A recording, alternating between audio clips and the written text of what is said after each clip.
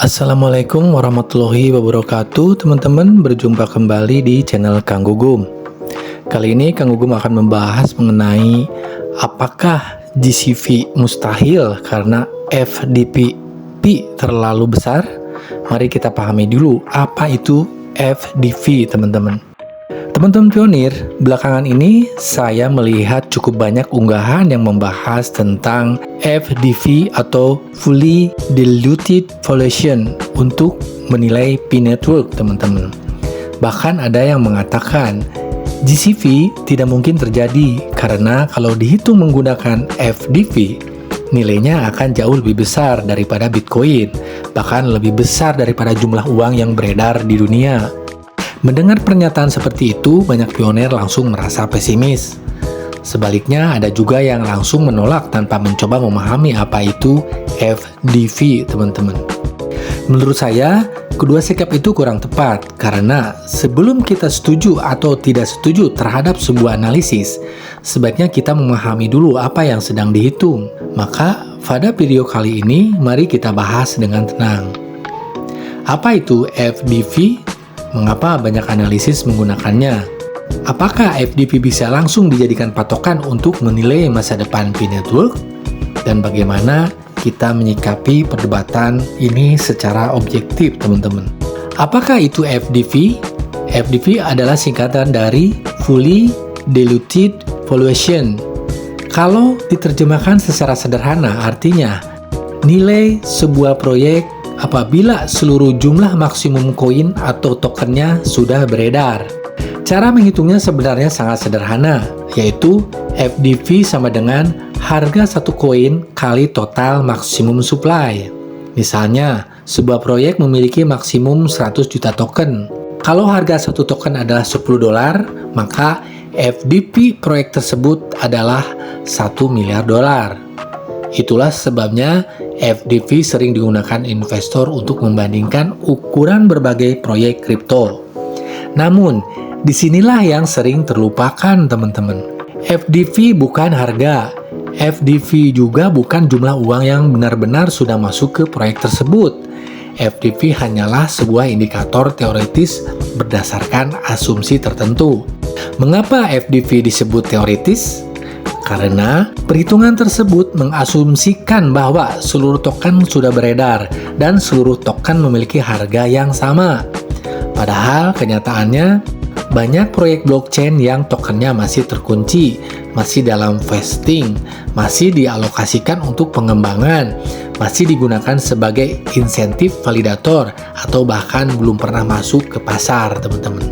Artinya, FDV membantu kita melihat gambaran besar, tetapi bukan berarti itulah kondisi ekonomi yang benar-benar terjadi saat ini.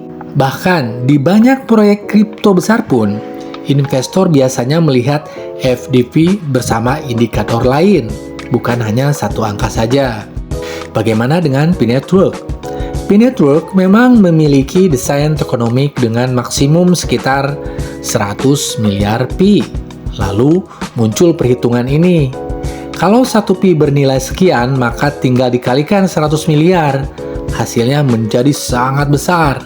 Kemudian muncul kesimpulan, berarti Pi tidak mungkin memiliki nilai tinggi. Menurut saya, kesimpulan tersebut terlalu cepat. Mengapa? Karena angka 100 miliar itu bukan berarti seluruh Pi sudah berada di pasar bebas, teman-teman. Sebagian besar masih memiliki mekanisme distribusi bertahap. Masih ada Pi yang belum dimigrasikan, masih ada Pi yang terkunci, masih ada alokasi untuk berbagai kebutuhan ekosistem sebagaimana dijelaskan dalam tokenomic P-Network. Jadi, ketika menggunakan FDV, kita juga harus memahami asumsi yang dipakai dalam perhitungannya. Lalu, bagaimana dengan GCV? Disinilah saya melihat sering terjadi kesalahpahaman.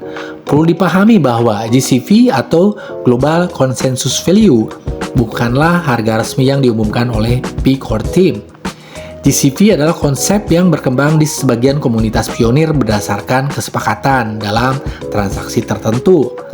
Sementara itu, harga yang muncul di exchange merupakan harga pasar yang dibentuk melalui aktivitas jual beli. Jadi, membandingkan GCV dengan FDV sebenarnya membandingkan dua konsep yang berbeda. Yang satu adalah konsep nilai yang berkembang di sebagian komunitas, yang satu adalah alat analisis valuasi yang digunakan di dunia investasi. Keduanya memiliki konteks yang sangat berbeda. Mengapa core team lebih banyak membahas utilitas? Kalau teman-teman mengikuti perkembangan resmi P-Network, core team lebih sering memperkenalkan P App Studio, P Backend, Solo Host, P Verify, P Sign In, Hackathon, Merchant, Developer, dan berbagai utilitas lainnya. Mengapa? Karena mereka tampaknya ingin membangun penggunaan P terlebih dahulu. Mereka ingin orang menggunakan P, bukan sekedar memperdagangkannya. Dalam ekonomi, permainan nyata biasanya lahir ketika sebuah aset benar-benar memiliki manfaat. Semakin banyak aplikasi, semakin banyak merchant, semakin banyak transaksi, semakin banyak pengguna.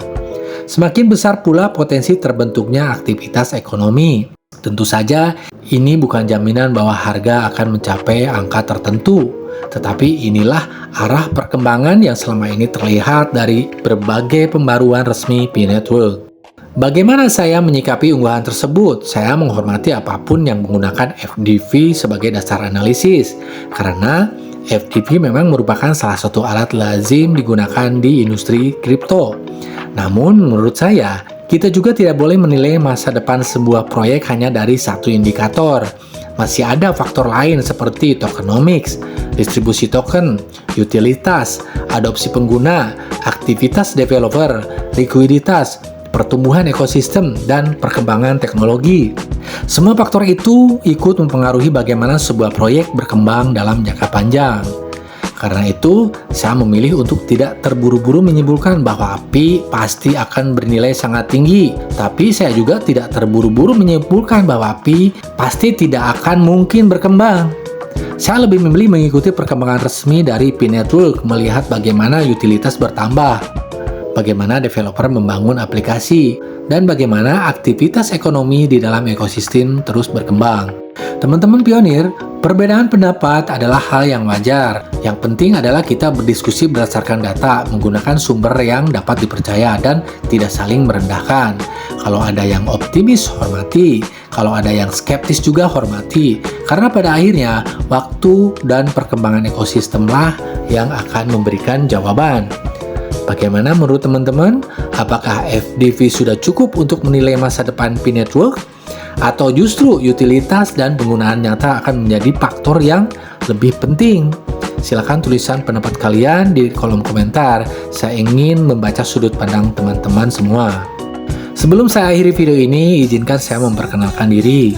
Saya Kang Gugum. Selain berbagi informasi seperti ini, saya juga berkarya di dunia musik dengan nama Syahriana Gumilar sebagai musisi dan pencipta lagu. Kalau teman-teman ingin mendukung karya-karya saya, silakan kunjungi link lagu-lagu saya yang sudah saya cantumkan di deskripsi video. Lagu-lagu saya tersedia di YouTube Music, Spotify, Apple Music, iTunes Store, SoundCloud, dan berbagai platform musik digital lainnya. Terima kasih atas dukungan semua teman-teman. Semoga saya bisa terus menghadirkan konten yang edukatif, seimbang, dan bermanfaat. Jangan lupa like, subscribe, dan bagikan video ini jika menurut kalian bermanfaat. Sampai jumpa di video berikutnya. Salam hangat untuk seluruh pionir dimanapun kamu berada. Wassalamualaikum warahmatullahi wabarakatuh.